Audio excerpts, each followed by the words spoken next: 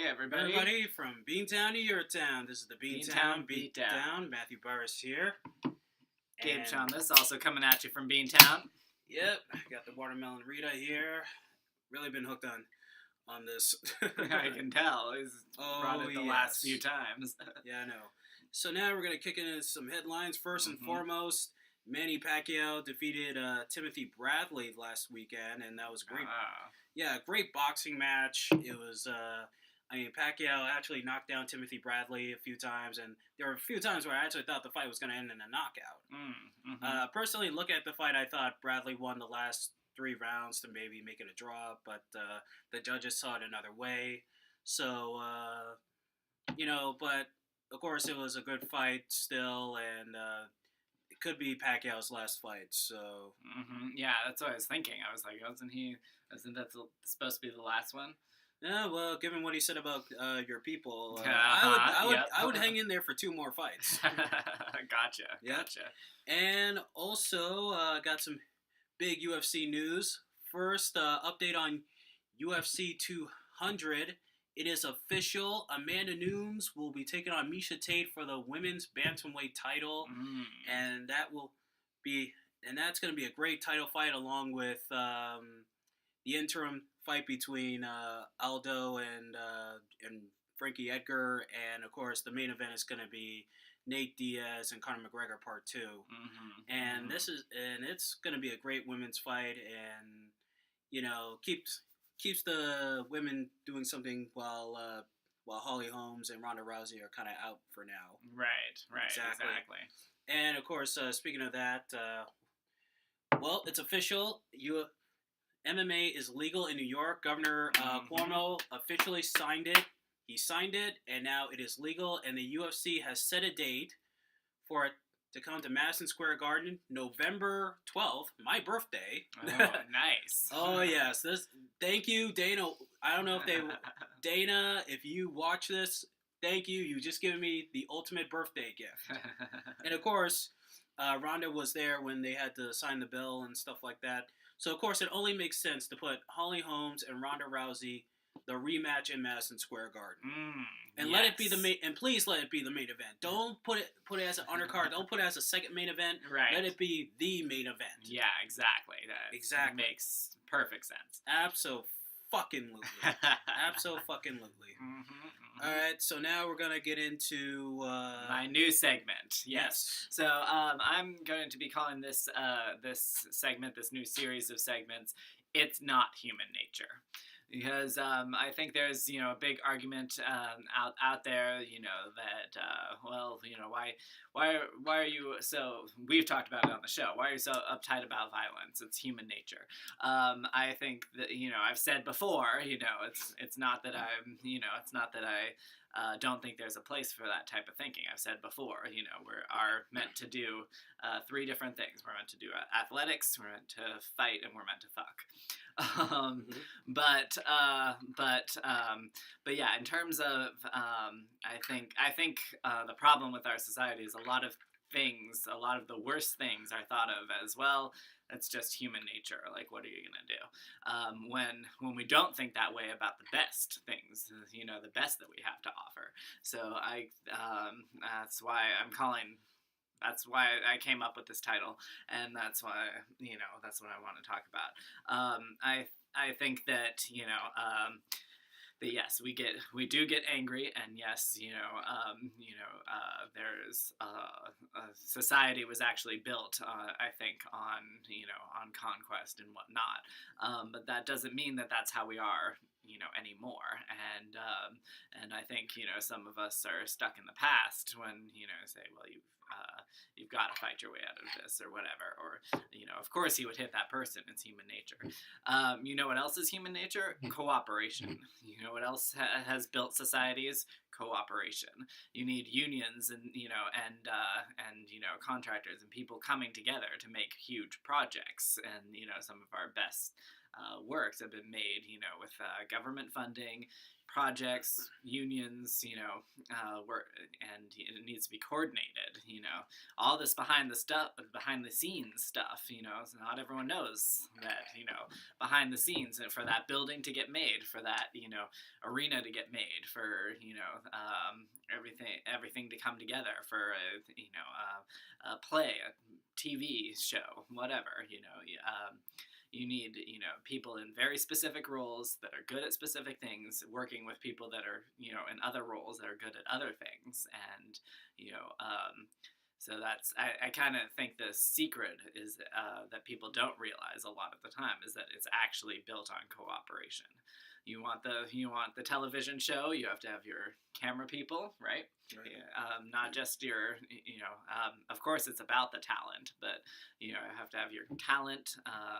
That's kind of the last piece. You need your camera people, you need your editors, you need your lighting, you need your gaffers, whatever they do, and all that stuff. It really is based on planning and cooperation. So I'm arguing in this series of segments, that that's the other side of human nature. Perhaps there is an argument to be made that fighting is human nature, but the reason I'm calling it's not human nature is because I'm also countering that with the other side of human nature. The other side of what makes us great is our ability to be compassionate and our ability to cooperate. Well, yeah, exactly. And, because you can't always fight. I mean, you have to learn how to fight mentally, and you also have to learn to fight physically. I guess right. that's the balance right there. Mm-hmm. You always got to find a balance in that. Or, what else is in human nature is rape. And exactly. Because I was watching. You ever seen that movie? I Spit on Your Grave. No, but I've heard about it. Yeah, a friend of mine says he can't watch it because it's Well, was he talking about the 1978 version or the new version of it? There's a new version. There's a remake that came out in 2010. I think it was 2010, and then they did 2 sequels to that. And I don't know anything about that. No. Yeah, but let me tell you something. It does kind of lead to this discussion of do we live in a rape culture and stuff like that. Mm-hmm. Personally, I kind of go back and forth. I really don't know the answer to that. Right. But I do say is that the one thing that's good about the movie is that the women who have been raped, they get revenge. Mm-hmm. They get revenge, right. And there was actually one scene, not to get all graphic or anything, but there was actually a scene in the remake of it where the woman is actually shoving a gun up the sheriff's ass because the sheriff raped her in the ass, and then she just puts that. She's just putting that shotgun right in her ass. Right in his ass, and I'm the whole time that he's doing that, my asshole is just going.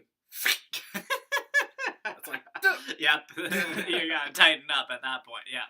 Oh yeah, you couldn't fit a quarter in that.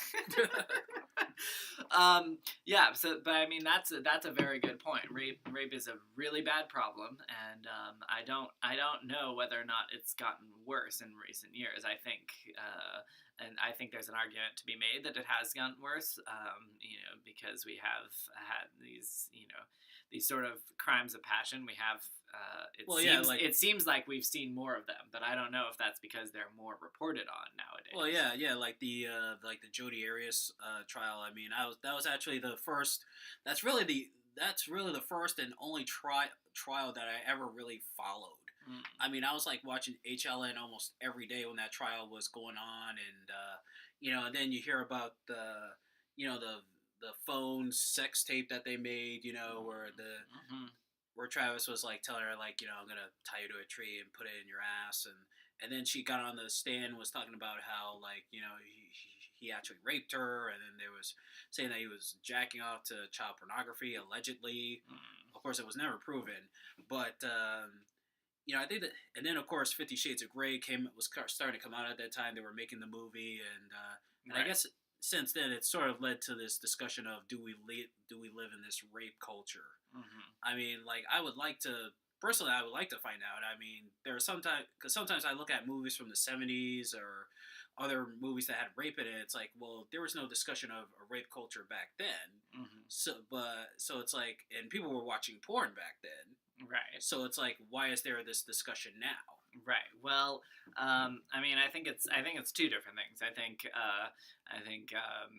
We're sort of confronted with more of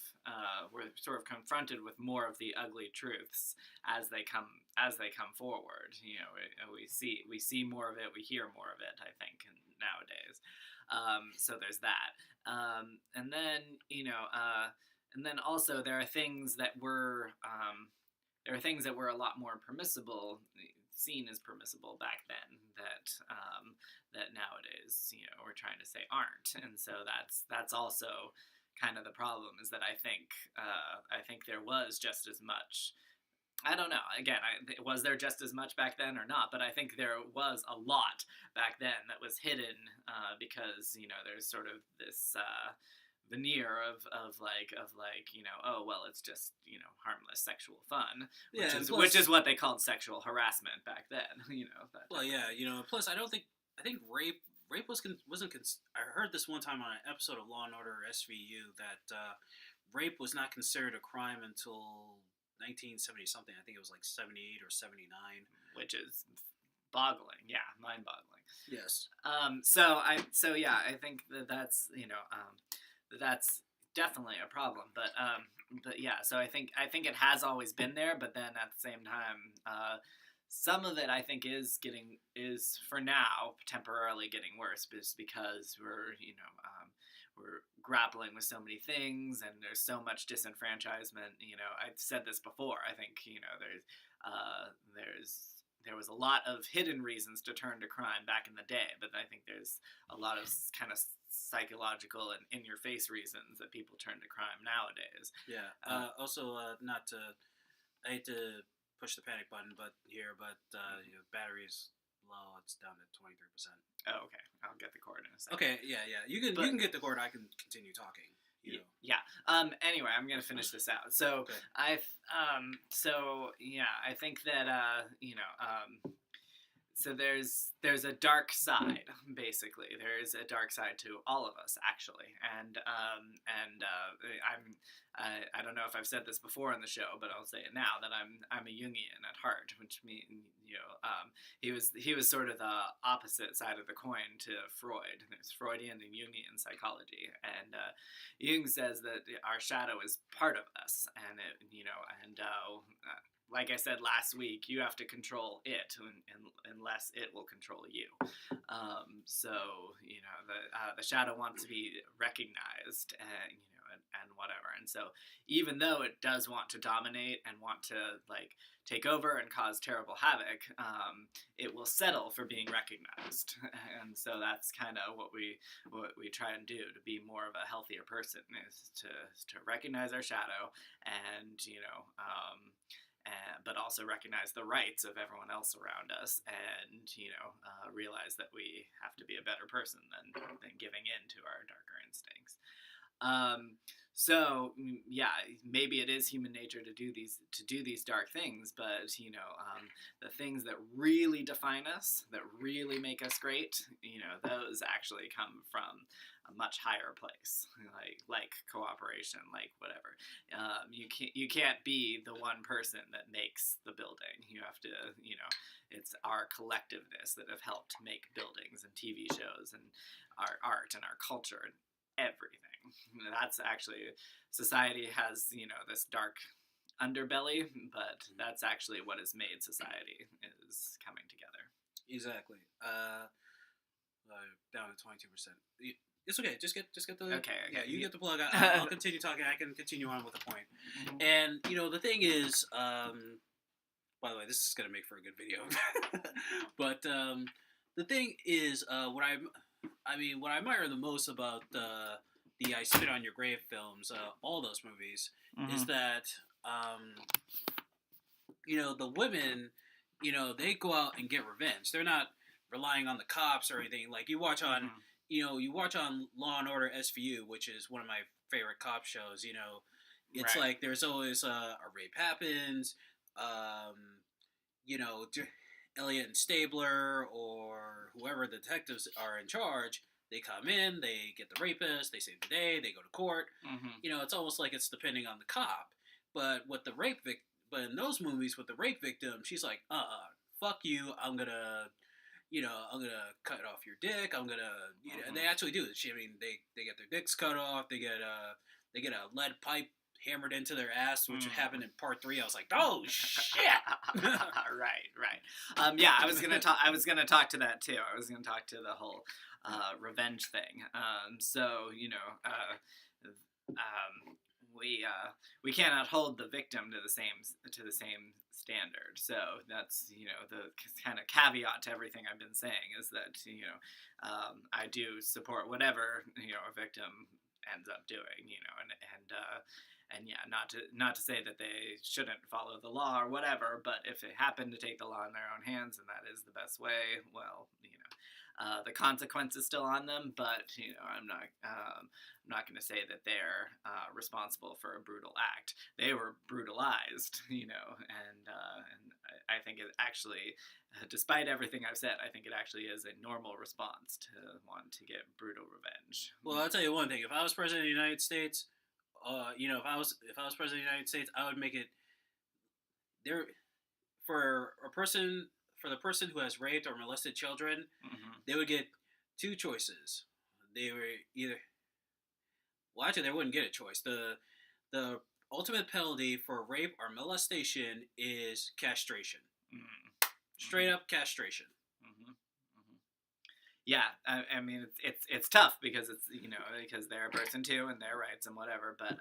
But yeah, I think there is a point where if you really cannot control your dark side, if you really cannot control that poison pill and you will end up hurting someone else over and over and over again, then yes, we cannot trust you and we'll have to find a way to take away your ability. Maybe if you have like 1 or 2 like slip ups in therapy, and stuff, then it's like, okay, we got no choice. We gotta cut your dick off. Mm-hmm. Yeah, and as far as taking the laws into your own hands, it kind of reminds me of that. You ever watch Chris Rock's comedy special Bring the Pain? I think I've seen it. Yeah. Yeah, where he talked about how OJ killed his ex-wife and the woman that she was the man that she was having sex with. Mm-hmm. Chris Rock went, I'm not saying you should have killed her, but I understand.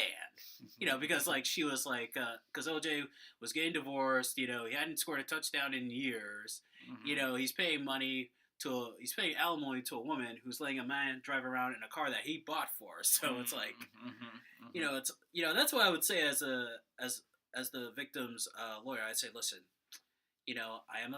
I have to defend you, and I follow the letter of the law, and I'm not saying what you did. I'm not saying you should have done it, but just to let you know, I understand. That's all you can say to your client. It's like, listen, right. I understand. Right. Exactly. And then yeah, I mean, so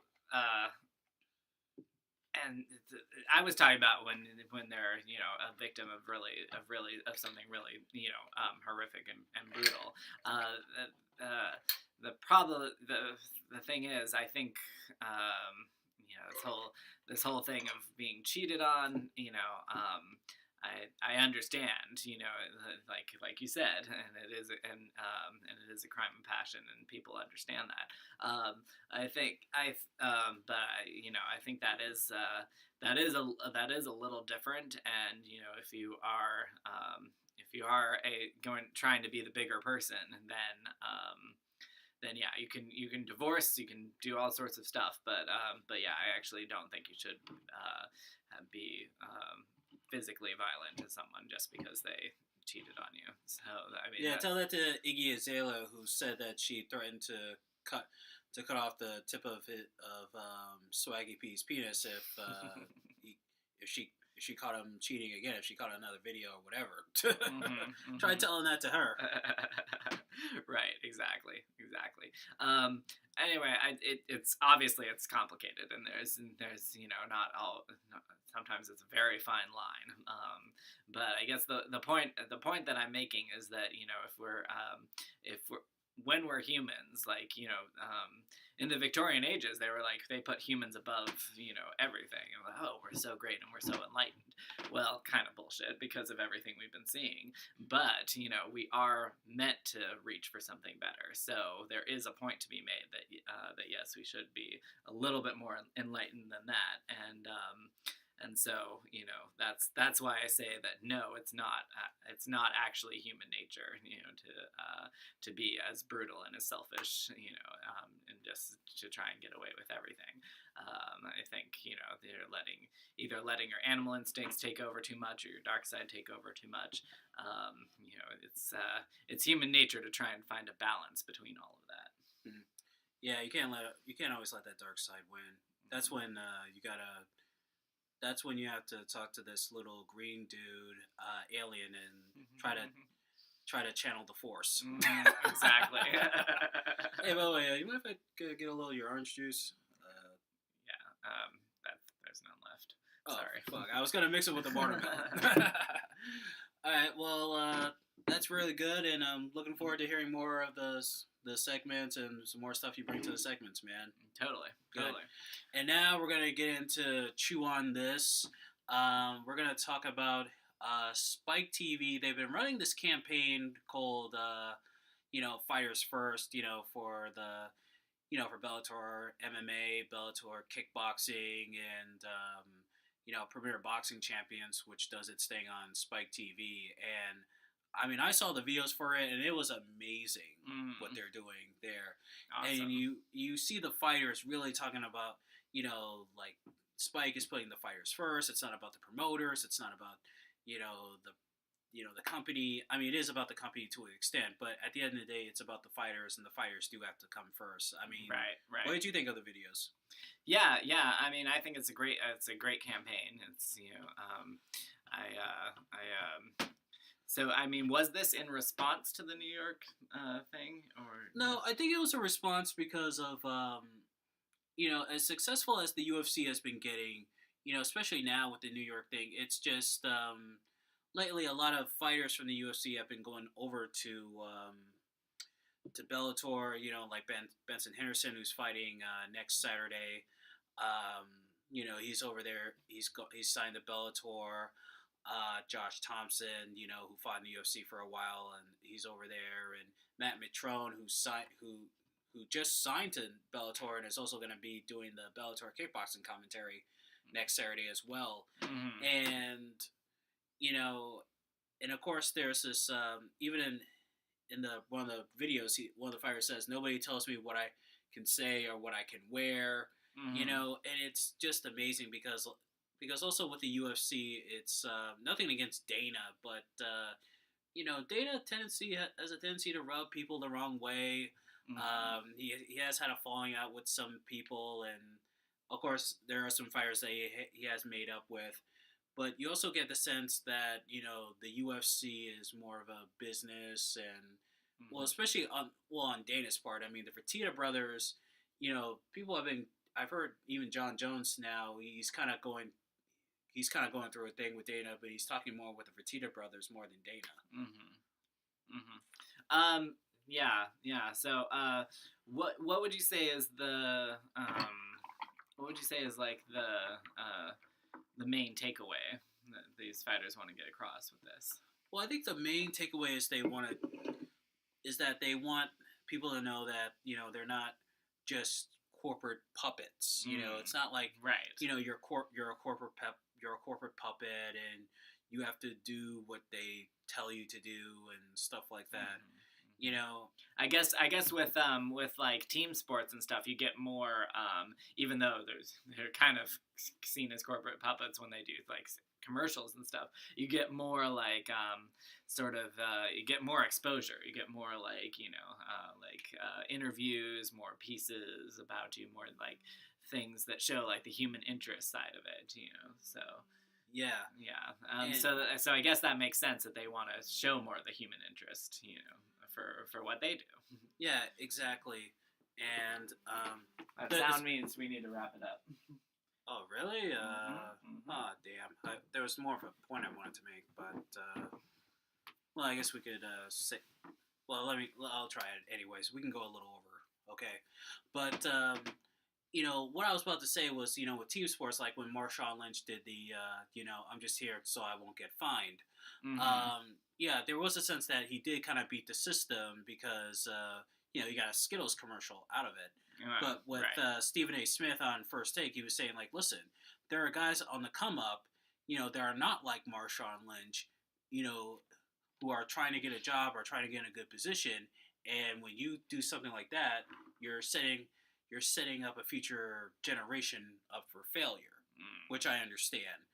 But at the same time, you don't want fighters just to be, or athletes, period, just to be controlled, and that's why exactly. and that's why they have this campaign with Fighters First, and it really has worked out for Spike now because they're going to put on some great fights on Spike in April. They got the Bellator thing going down this Saturday night. This Saturday night in Italy, and they're also where they're doing MMA and kickboxing. The kickboxing portion will air next Saturday after the Benson Henderson thing, so it's a double night of Bellator, and and of course there's the Dynamite card coming in June with Rampage Jackson coming back and main eventing. Sweet. So, I mean, Spike TV, it may not be the number one place for combat sports. I mean, I think Fox Sports 1 has kind of got that locked with the UFC, but it is definitely number two. It is definitely number two, and hopefully, hopefully he can continue going because I have never heard a bad thing said about Scott Croker or any of the people there. I mean, so hopefully this will continue to grow and continue to keep going the way it's going. Good. All right. So on that note. Yeah, and we're going to end it there on that note. Check us out on YouTube. And also next week we got a 420 episode. Exactly. So, very excited for that. Be prepared for a whole lot of stuff because we're going to be doing things on the show we have not done before. Exactly. Yes. All right. From Beantown to your town. This is the Beantown Beatdown. Vayos con Dios.